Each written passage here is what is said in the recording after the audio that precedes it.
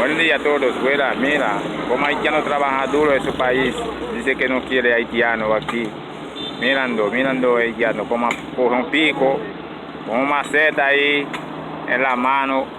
Mira, hay todo haitiano que trabaja ahí. Trabaja duro haitiano. Ningún dominicano trabaja así, ¿no? Mira ahí. Ese haitiano que trabaja, mira ahí. Todo eso es haitiano. La construcción haitiano. El cunuco haitiano.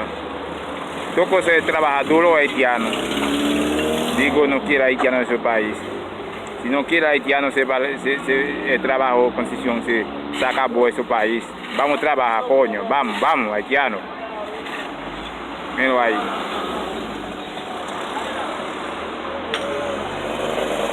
Todo eso es haitiano, mira, ese de arriba también, mira, haitiano que está ahí. Todo eso es haitiano.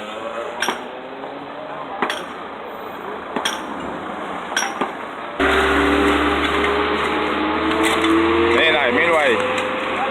Vamos, eso para hoy. Haitiano trabaja más que el diablo ahí. Mira ahí. Eso haitiano trabaja más que el diablo. Pero no dice que no quiere haitiano en su país. Sí, no haitiano en su país. Todo el trabajo se acabó.